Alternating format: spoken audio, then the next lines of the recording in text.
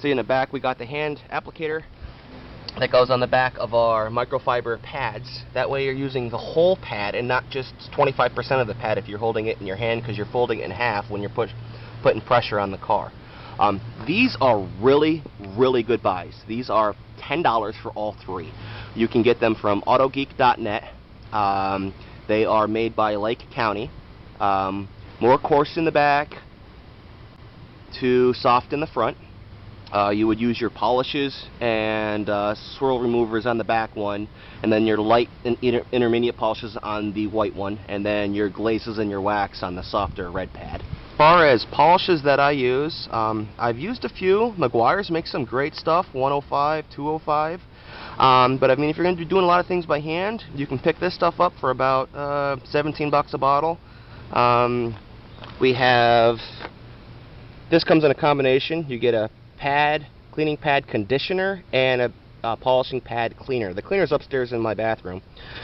Basically, you spray this on your pads or your hand applicator pads before you put the product on, and it helps keep the polish lubricated so it really doesn't dry up on you pretty bad, especially in the summertime when the panels get nice and hot. This stuff is safe to work in the sun. A lot of products you can't use in the sun. This is basically an all-in-one. It's called 360. Takes out swirls. It's more of a polymer-based liquid. It kind of works like a glaze. It kind of fills it in while it takes it down. So it's really not the best, but this works good for like if you got a brand new car and it's got very, very light micro marring, very, very light swirl removal. I would use something like this. Lightest to hardest, we have a number 1, which is a swirl remover, and then a number 2, which is a fine swirl remover, and then number 3, starting to getting into the compounds, we have a intermediate swirl remover, and then a heavy-duty swirl remover. And if you notice, this still hasn't been used. Hand applicating, polishing compound, Meguiar's, hand only. Do not put this on a DA polisher, buffer, anything like that. Yellow, red, okay?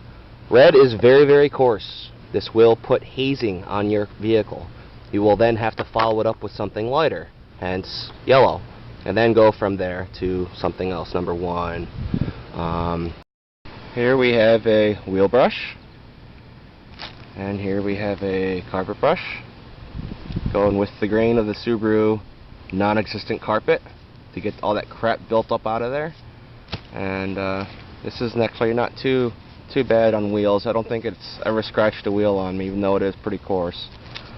A little bit about this car duster. What you want to do is you do not want to the bristles, the fabric on it's probably about 4 inches long, okay, and you want to hold it about 3 inches away from the car and just let the fabric touch the car. Like when you do the sides, you do not want to use the handle and push it into your car to wipe the dirt off. If it's that dirty, you need to wash your car. It will put swirl marks on your car, so use it, accordingly. Get a big giant drying towel. Again, 80%, 20%, and it's probably about 3 feet by 4 feet. And then when you wash your car by hand, you don't basically rub the car. You put that on the car and then pat dry. You pat dry the car. As you can see, you've got pollen, we've got sap, we've got all kinds of crap all over the car, especially on the top of the car. And we came out this morning to see a giant bird bomb on our car. Anytime you get bird shit on your car, you're going to want to take that off immediately, because it will begin to damage your paint. As you can see, we do have a little bit of swirling going on since we detailed the car last time. It's just one of those things with a black car, man. It's really hard to upkeep with it. So basically what we'll do now is we'll wash the car. If you guys want to be anxious about it, the porta cable is a beautiful tool.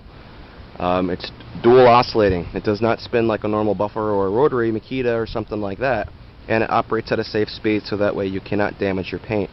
Because it oscillates, because it's on an eccentric bearing, it will move the pad back and forth for you. So not only will it work in a circular motion because of the spinning, but it'll also move back and forth, and it'll work the product in for you a little bit more. I looked that up for you today on AutoGeek, and you can get that right now by itself for 119 bucks. That's a $170 unit right there. I would jump on that opportunity. They do have a couple packages available. You would want to get a Velcro backing plate with some Lake County pads. Basically, we got our orange pads. We got a yellow pads, which is more of a yellow because of the intermediate fine polish, which is yellow, kind of stains it a little bit. We got gray pads for glaze, sealant, and wax application. The green pad is for the 60 or the 360 XMT, and then our blue pad is pretty much like a gray pad. It's just a little bit more coarse in case we want to work something in a little bit more. Painter's tape for marking off your gussets and everything like that.